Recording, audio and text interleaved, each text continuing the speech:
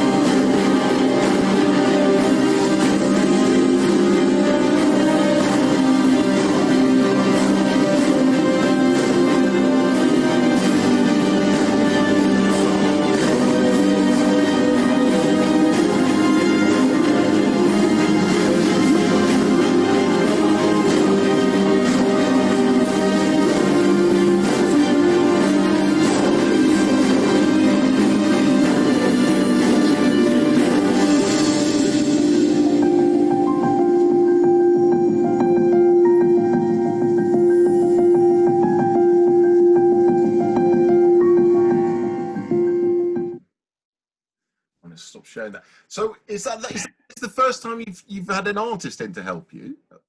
Yeah, absolutely. Yeah. Laura Jacob, she does some really fantastic chimeral work, sort of putting different animals together. And we had a long conversation over what we would see as an alternative to an elf, a wood elf. And we came up with sort of ideas like Shire horse feet and a sort of an entirely female army, and ideas of how they would live in the wood, and splitting up the two different sorts of because the wood elf army in Warmaster is effectively two armies.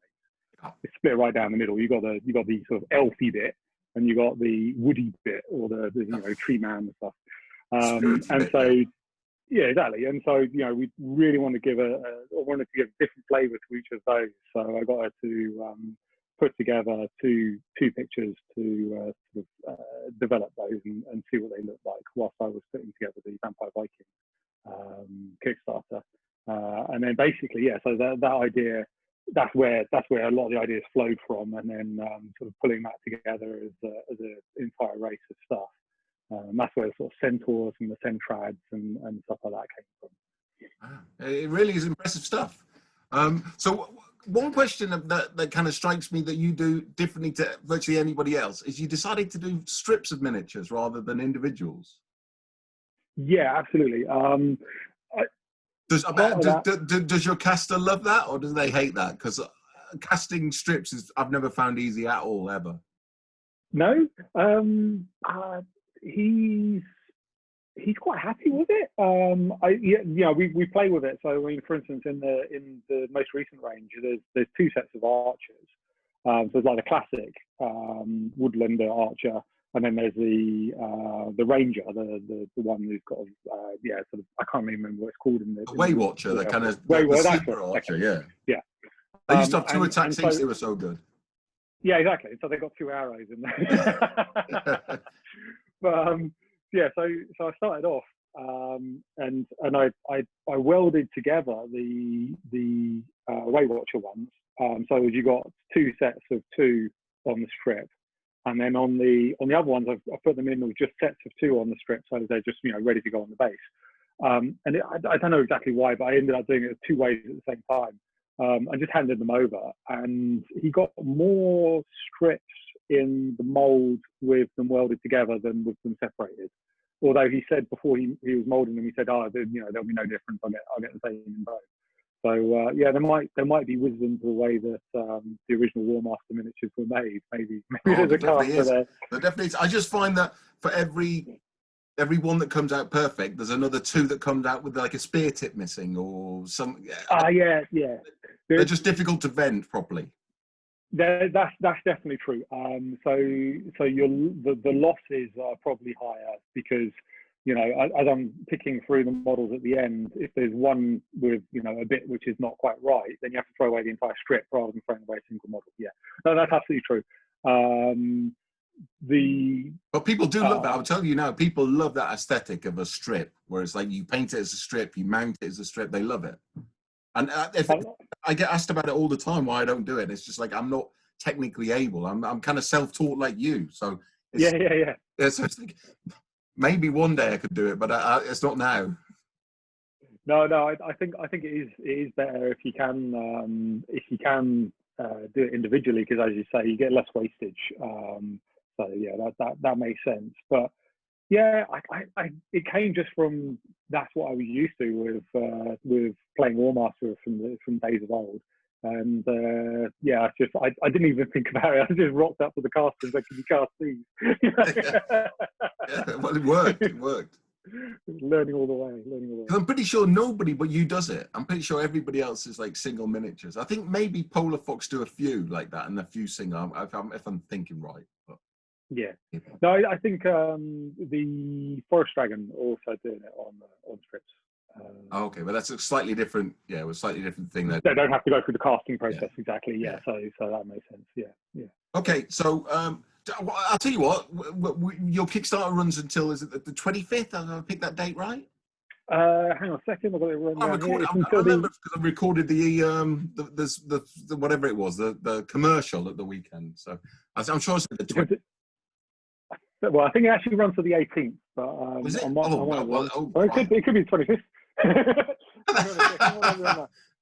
No, must be. It will be the 20. It will be the 25th because it's got 2 weeks to go. Okay, there we go. Yeah. Well, I was right. Thank God for that. Yeah.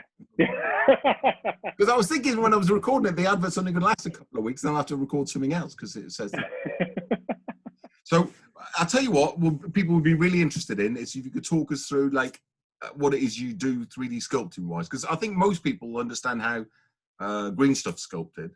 You just need good eyesight and really good fingers and a magnifying glass maybe, and but I don't think anybody really understands 3D sculpting unless you've seen it being done. So maybe you could show us a picture of something or something you're working on, or let's see if this connects up. Ooh. So this is working in ZBrush or ZBrush. Sorry, as they anytime I've ever spoken to an American and call it ZBrush, they just piss themselves. What? So is this a commercial piece of software then? I guess. Yeah, absolutely. It's one of the fantastic bits of software where you are actually still able to buy and own the software, so you're not sort of paying a monthly subscription for it, right. which I deeply appreciate. And basically, the idea of this is that you've well, let me just sort of go back up to I mean, let me just say while you're doing this, I cannot physically believe how many icons are on this screen. It's crazy. There is so much stuff going on the screen. So there is a lot. It is a big screen. I'm working on a 32-inch monitor, so it is quite big. But yeah, so the idea of ZBrush is that you're basically working with like a lump of clay, and you're sort of adding to that clay or digging into it, and then doing this, you can create sort of shapes and forms which you can use to make whatever model you want to make. So in its raw form, basically, it's very much like sculpting a piece of clay. You got the lump of thing, and you do something to it, and stuff pops out, and all sorts of fun and games occur. What's a bit different is obviously there are sort of brushes, we'll refer to those as brushes, which are included or which you can build yourself, which allow you to sort of just draw out shapes into what you're drawing. Now, I'm going to try something, and it's probably, because I'm live on this, it's probably going to crash it. but let's go for this anyway. So one of the things I made for the Woodlanders project was a rabbit brush, and just allows you to, it's a terrible one, but yeah, it just allows you to draw out rabbits on your object. What? What is this alchemy? So you don't have to make it up. You now just got like different rabbits you can just stick anywhere forever. Yeah, exactly. A rabbit, like a sticker machine for rabbits. Yeah, exactly. So there's some squirrels. Yeah, squirrel brush. Brilliant. One which I got slightly carried away with on some of the models is a mushroom brush. I've got to be careful about this one. Yeah, for sure. But yeah, so you can put mushrooms in the corner of your models and have fun like that. So yeah, that's part of what it does. And so you can start with so there's projects which are created in background here. This is a stylized body, like a starting point. So I sculpted this guy from scratch, and then you can use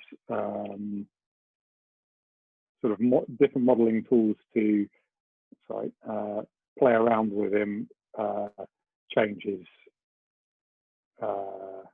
pose. And so you can sort of create all sorts of bits and bobs, monkey about with it until you get to something which is in the right sort of position as you like it.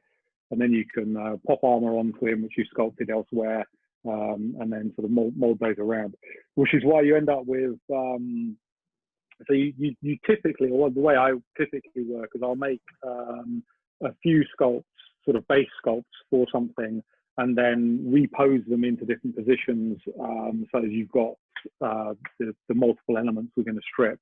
And so the strips end up looking different enough from each other that they're interesting.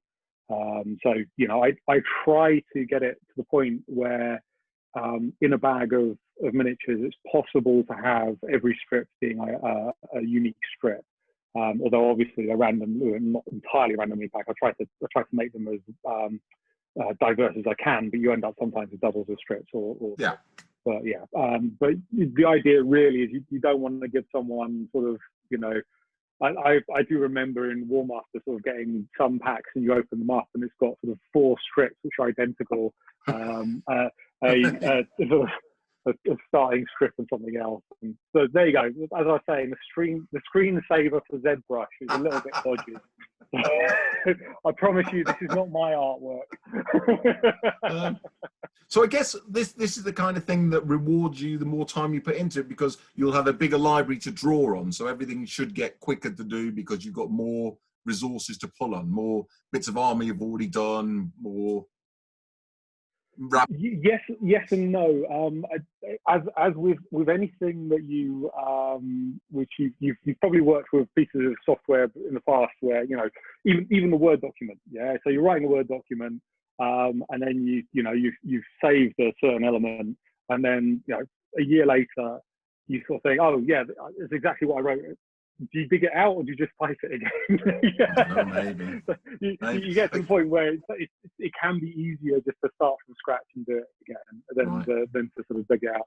A lot of what I find is, as I look back on work which I've done in the past, there's things which I'm still happy with, but there's always elements which I'm like, oh yeah, I could have done that differently. But there's also a matter of speed. You get faster at putting things together and doing things in a different way. Part of the hard part is to actually make time to sit down and continue trying to learn. So sort of looking at watching videos and watching other people and how they do things differently. So as you can try and expand your own skill set and do things in a better way.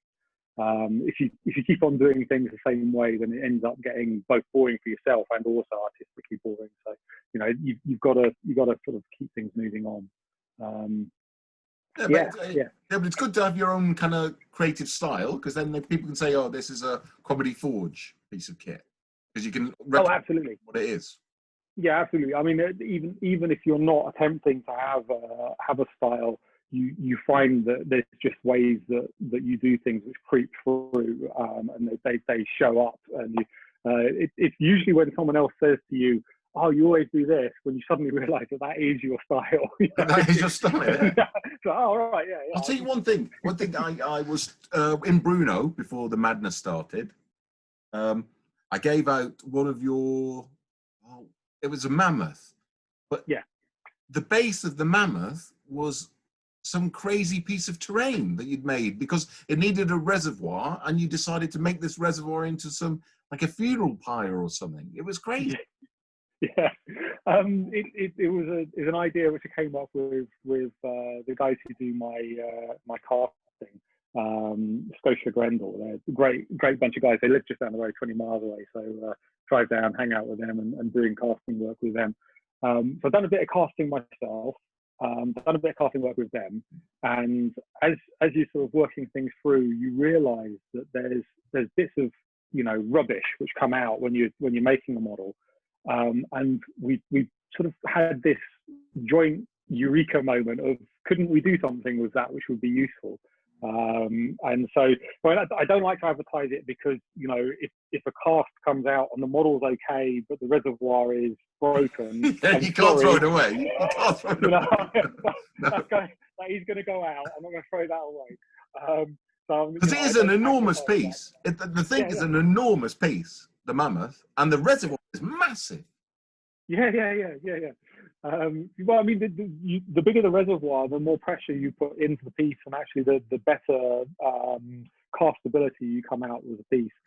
Is that something you're doing, or they're doing? The I do it myself. Yeah. So I actually. So I'm using a pressure pot. Oh, sorry, no. But yeah, so yeah, they're doing the casting. Right. So yeah, they use both compression and decompression. So vacuum and pressure. Yeah. So I do have the vacuum kit at home, but I don't have the pressure kit. So it's kind of whenever I try and do it, it's like still hit and miss. Even with no air bubbles, you still get problems. So. Yeah, no. Resin molds, they take longer to get right. So I mean, I've got downstairs about 7 or 8 kilos of Woodlanders, which are all ready to go, bagged up, split and ready. But it's the resin casting which is sort of going on at the moment, and we're refining those molds and getting them good. So they'll be ready by the end of this Kickstarter. So yeah, that's all. It takes a bit more work, takes a bit more tweaking, and it could just be that Robbie's got the guy at Scotia Grendel's got 30-40 years of experience with the metal casting, and the resin casting is a bit sort of newer, so yeah, it takes a bit longer to get it right. And also, they tend to be bigger pieces, more complex pieces that you're doing in the resin, I guess. Yeah, absolutely. It's the molds. I mean, basically, the materials work better in resin. When you go in large, you want it to be something which is in resin. It's both for weight of packing, but also you'll know from casting yourself, just the heat which you're transferring into the mold when you have a really big piece damages the mold and can sort of wear things rather rapidly. Oh yeah. I mean, for a big piece like that, not only would there be the heat damage, but you could actually start tearing the mold because the centrifugal force is pulling at the mold constantly with the big lump. Exactly. So yeah. Exactly. It would. Your mold wouldn't last hardly any time. So you'll see that the original dragons which Games Workshop did with Warmaster are all quite spindly, long and thin, quite elegant pieces. My wood dragon, if you put it down, it dominates. It's huge. It's okay. There is a thing called an emperor dragon, which I've seen in the flesh. Gert gave one as a prize last year, and that fucking thing is massive. Like it's humongous. So this forest dragon is probably a similar size. Yeah, this wood dragon. Yeah, it's. I'm just having a look around. I don't actually think I've.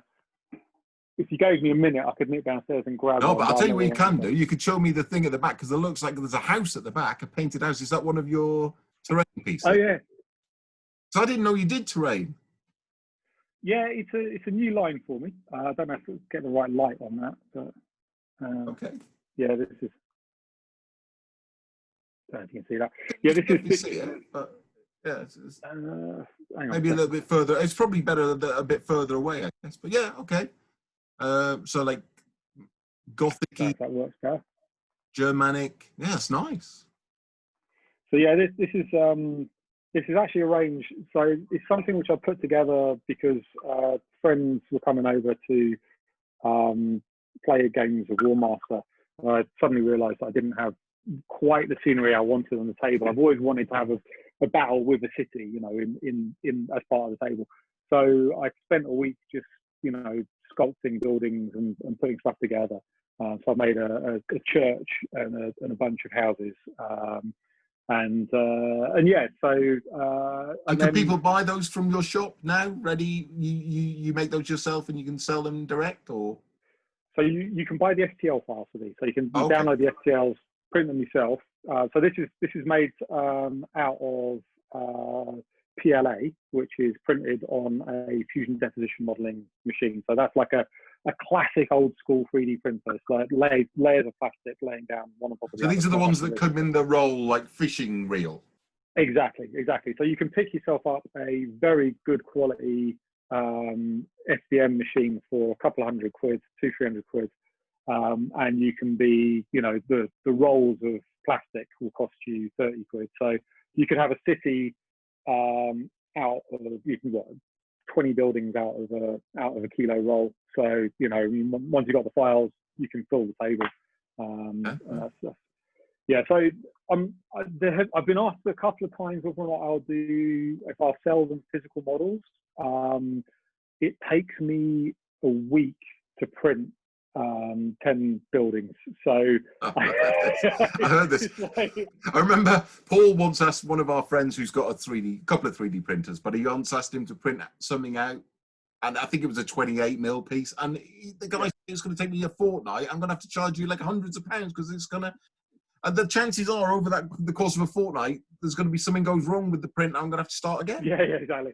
So, I think there kind of comes a point where you just can't do it any bigger than that because it's just not worth the time and effort, and things go wrong. The reliability is getting better, but no, you're absolutely right. There are limitations on it. But yeah, no, I'm in conversations with a guy at the moment who does the 3D printing on order. So I'm trying to set up an exclusive deal with him, so you'll be able to actually buy my designs from his website and get them shipped out to you if you don't have a 3D printer. But yeah, I think really this is mostly, I mean, when it comes to scenery, this is mostly just the sort of, hey guys, look, if you've got a 3D printer, come along, buy some files. They're nice and cheap. You put together a city for yourself, and yeah. So it's a range I'm going to develop a bit more in the next few weeks. But it's definitely a great idea to have somebody somewhere you can buy them from, because not everybody has access to a 3D printer, and B, the time to learn to use a 3D printer. I think that's the bigger barrier. It's like to a layman. Yeah, no, I mean these things they are getting better, but there's always bugbears. I mean, every 3D printer will have had that moment when they got a piece of kit which is partially dismantled in front of them, trying to work out where the smell of burning's coming from. Well, from what I understand, the problem is that half the time you're supplied with a bit of software with no idea of how to use this piece of software, and it's like the integral piece of software you have to print your STLs on, and it's like, yeah, software. How does this work?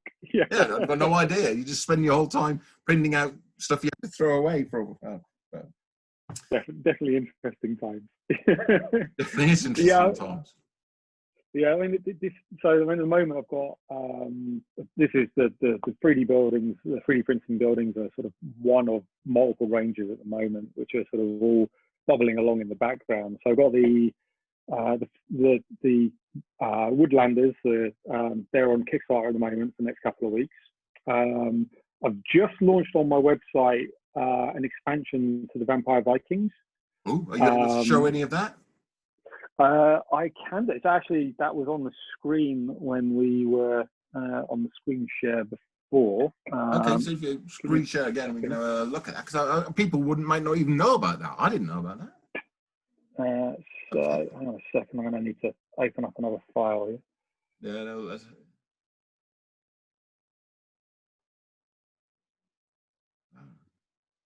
So what I've been trying to do, and this has sort of come from, is the screen sharing okay? I can definitely see the screen. It's just coming Yeah, up. there we go. Oh, yeah, some chariots. Nice.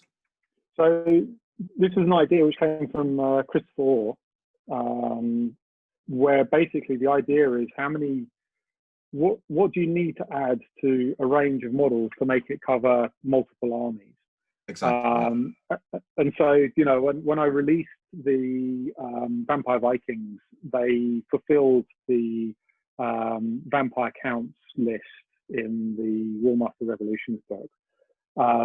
But Christopher Orr said, well, look, if you do a couple of tweaks, if you add a mammoth, some archers, I can't remember what else it was. There was one other thing. Then it would cover the Norse list as well. Yeah.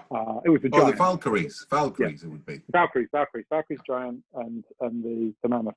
So okay, there you go. And now you've got it covering 2 lists. So, you know, for one set of expense, but actually probably more importantly, for one set of painting time, you end up with 2 armies.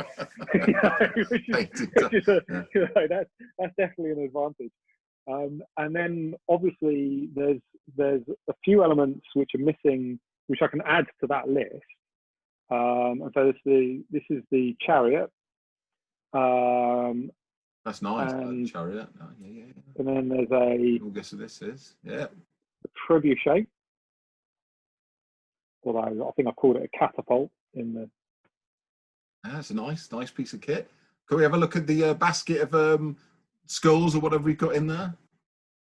I can't make skulls because that makes it a skull chucker, and I think there's IP on that. All right, yeah, a head thrower rather than a skull. We got zombie heads in there. Zombie head thrower. Actually, hang on, I need to zoom in even further if you want to see those. I don't know if that's coming across at all. Yeah, it's fantastic. And then there's the scorpions. Excellent. So is the plan for these to go and be made into metal at some point then? So they are metal. I've got bags of them downstairs already. Wow. So they're on my website right now, and I'll be putting a thing onto some Facebook groups to let people know about them. Hopefully people don't mind me advertising my wares. I think the great thing about Warmaster is people are just happy for it to be alive. So I mean, like I've never had anybody have any bad feeling to anybody in this business, apart from some people get a bit irate at recasters, but that comes if you're a recaster, unfortunately. I think that there's always elements of you know, multiple people creating models for a game, and I think that's been a real change for Warmaster since, you know, probably about 2 years, year and a half. All of a sudden there's people making models for it, and one of the lovely things I saw today, someone responding to the Forest Dragon Kickstarter saying, actually no, I've seen 2 or 3 people now saying that they've got into Warmaster, and they're really sort of stoked and ready to play it. So I think the bigger the fan base and the more people playing it, the more chance that you can actually get a game and roll dice and play a proper war game where movement is given the right level of attention in the rule set. Well, it'd be interesting to see when GW restarts the square-based stuff, what happens. You might even get more people involved. It could do. People have could go in different directions as well. It's always interesting stuff that can happen out there. But yeah, definitely. Can I ask you not to do Sigmarines, please?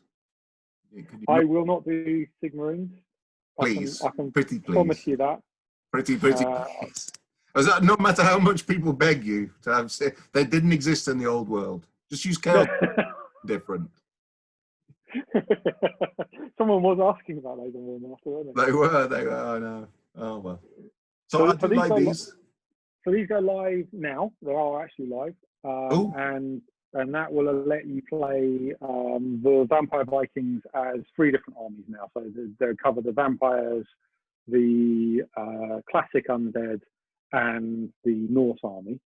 so have you got enough big boys for that? You got like a bone giant and sphinx. You got things you can use for that when you port across. People don't use them very much. People don't use them very much at all. Bone giants. Exactly. There's one model missing. So basically, you can use the frost giant as either a sphinx or a bone giant, but you can't use it as both.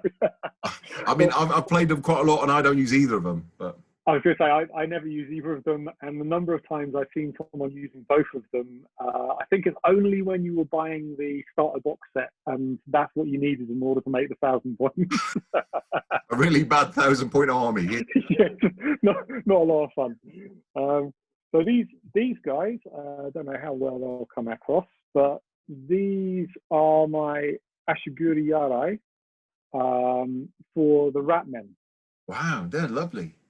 So you were talking to Chris Wall about the Nippon list. Yeah. And then this is an addition which I'm making for the Nippon list.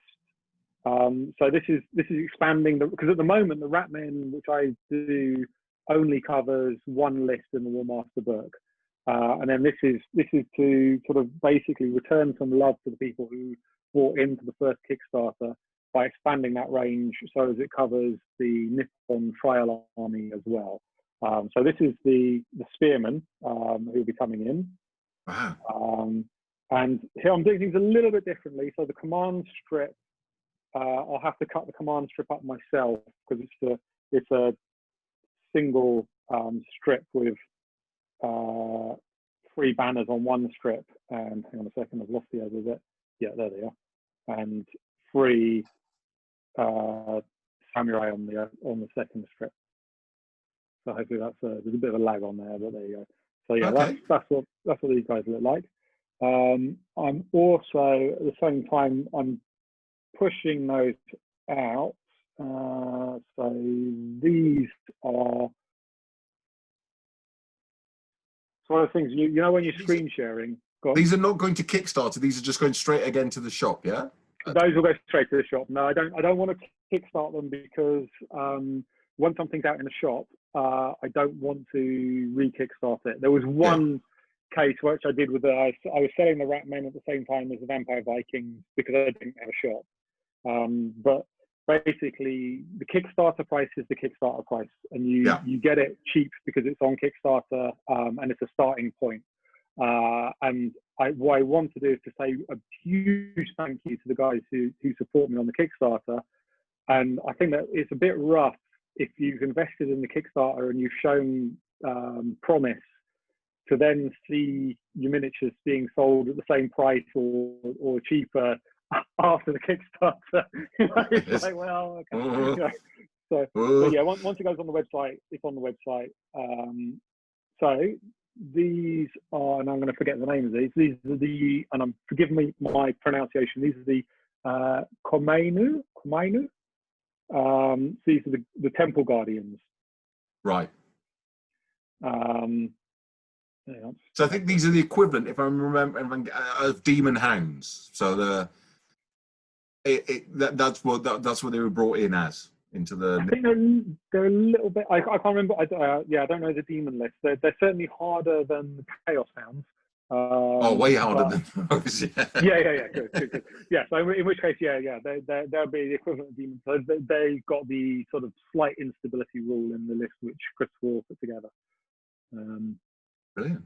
So yeah, so that's those guys. I'm working on some flyers right now, and trying to push the limits of what I can do with things raised off the base, but still make them castable. There's the Ashigaru archers, and I've got some roaming to do. And they're all going to have a rat overtone. The infantry are all going to have a. So yeah, the infantry will all be Ratmen compatible.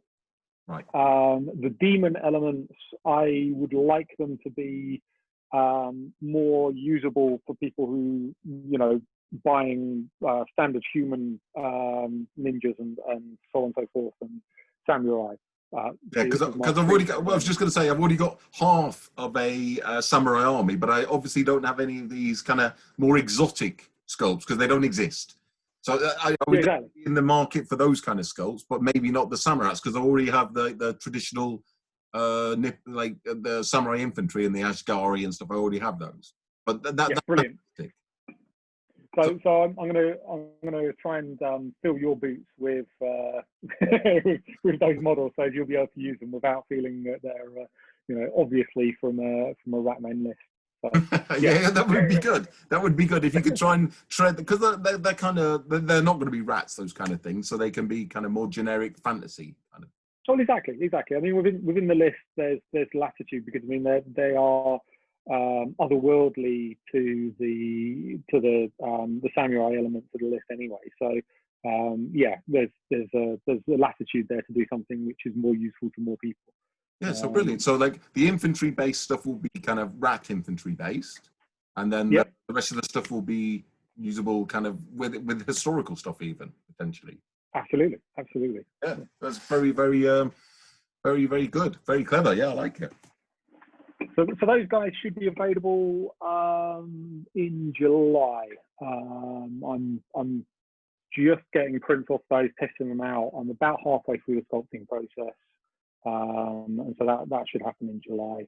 That will push my Lizardmen work back a little bit, but I think that given the support which Chris Saw has given me through the work I've been doing, I really wanted to get something out there which would help people play the trial samurai list. And I'm also desperate to play it myself, so I'm sort of sculpting for my own. That's good. Yeah. That was why I did the ogres. There were no ogres, and Jim kind of like converted his own ogre army out of just one unit of ogre warriors that was available. I said, I'm not doing that. That's ridiculous. So then that's why I made ogres. So I actually had an ogre army. It's the love of the game, you know. It's got to be. Well, you're not doing it. You're not doing it to make money. That's for sure. You're not going to be firing on it. Don't talk to me about the money. God, I cry. But at least you've got the potential to kind of picture other scales because of the way your stuff works. Obviously, not the metal stuff, because potentially you'd have to redo all the molds and stuff. But yeah, but with me, there's a kind of destructive process. So the sculpts have gone, and that's the end of them. Yeah. It's it must be a heart and mouth moment when those sculpts go into the mold, and you don't know. It's not when they go in; it's when you open the mold and see what's left, and then you pray that the cavity's good enough to cast out of. I never get used to it. It's awful. You've got maybe as much as 2 grand's worth of stuff in a mold. Yeah. And then you just rip it open and praying. It's terrifying. I mean, with the first time I worked with Scotia Grendel, and Robbie was he pulled apart one of the molds. He said, "No, it took a model to him," and I was like, you know, "Will this cast?" And it's like, "Well, yeah, I could probably do." Well, what would I need to change about it to make it really, you know, better for casting? Well, if you could move this to here and move that. And a day later, I came back with the model. And it was ready to cast. It was just blown sideways. It was like, you know, oh wow, okay, right, off we go then. That's not normally how it works. Yeah. No, exactly. Yeah. So have you got have you got any art at all on the Lizardman yet, or are we not nowhere near? Have you? Is it because again, are you going to try and move so it covers a couple of ranges? Is it going to be Lizardman plus something? I'm. Now is the time to get suggestions into me. Okay. Lizardman and something. Lizardman and Dark Elves or something. I don't know. Yeah, exactly. So I mean, the Woodlanders cover Wood Elves, High Elves, and Dark Elves. Okay. So that's 3 lists straight out of the gate. And then with Lizardman, I sat there and scratched my head, and I've got an Excel sheet trying to work out what works best with what. And bizarrely, I seemed to come up with the idea that the best like for like might be orcs, weirdly, but I don't like that. I don't like the aesthetic for it. And then the other one was, what's the one with fen beasts? Albion. Albion. I think there might be a bit of crossover with Albion. But You see, I'm mistaken. I may have mistakenly said that. I thought the Pictish guys could have been used for Albion, but have they got a chariot sculpt? They do have a chariot sculpt. Yeah, yeah. Oh, For the high elves, there's definitely some chance there then. Definitely some chance for Albion. They've got a look of Albion about them, especially the chariot being pulled by four doe deer. Yeah, because they're kind of druidy, I think, Albion, if I remember. Yeah. I'll need to sit down and see what needs to be filled in to make Albion work, actually. Albion? Yeah, on the Woodlanders, yeah. Chariots, many chariots. Chariot coming out, But yeah, so what I was going to do with the lizardmen was pharaonic lizardmen. They're going to be Egyptian lizardmen. Nice. Just because there's such a richness to the culture there that it just feels like that it's going to vibe quite nicely and work nicely. There's a spike-tailed lizard, Egyptian lizard, which has got a weird part of my job. I look at lizards to decide which one has got the best kind of face to make a good model. So yeah, there's a spike-tailed lizard in Egypt, which has got a really good face for a lizardman. So, I'll tell you what you could do. You could take the two rarest armies and smash them together. You could have like Araby lizardmen, because Araby are so expensive to try and buy, and lizardmen are crazy expensive. So if you can find some crossover between those two, magic carpets and pterodons, they've got kind of flies. They've got big stuff. Yeah, could do that. I mean, I'm also up for just having a smaller element of crossover, so as you can actually sort of expand your list and get the feel the way that you want it. But yeah, no, that's certainly interesting. I've been asked quite a lot about Araby. Yeah, some people ask me to do sort of individual sculpts, like could you just do a flying carpet or just do a camel rider.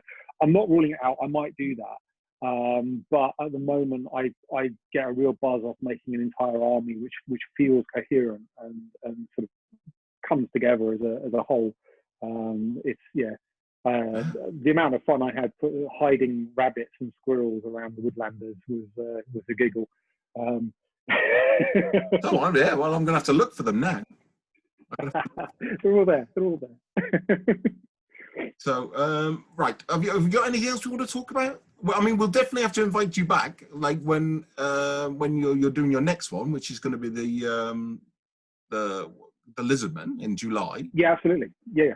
Is it July, August? August, September, fine. August, September. Okay, that's it. That's even better. We might even be allowed out by then. Oh, that would be a magical moment. The kids might be at school. I might get some work done for a day. No. Yeah, might actually be able to play with the miniatures we've been putting together and painting over the last month. Imagine being able to play a war game again. Whoa. Well, the fantastic stuff I've seen on the Warmaster group with, I wish I had the names to hand, but yeah, all these people putting together these absolutely stunning cities and villages and these huge tables full of stuff. It's it's going to be amazing. It's going to be amazing. Right. Okay. So I think we'll call it a day there, John, if that's all right. Yeah, no problem. Thank you very much. It's been a real. Sorry. Yeah, it's been a real pleasure being on the podcast, and I did actually want to say a thank you to you and to Paul for the effort you've put into this podcast and keeping the community going. Very much appreciated. I'll let you into a secret. He doesn't know I'm recording, so I don't know how he's going to take it. This is he's not been present, but I was worried about the three-way communication because it could get quite difficult. One with Chris, it was quite difficult with three, so it's easy, definitely easier with two. Hopefully. Tell him I'll send him some more chariots. He's a black hole for stuff. Anyway, so thank you so much, John. Thanks for coming on. Thanks for talking about everything you do, and keep up the good work. Thanks a lot, mate. Cheers. Okay, take it easy. Thank you very much. Bye for now. Good night. Right, let me.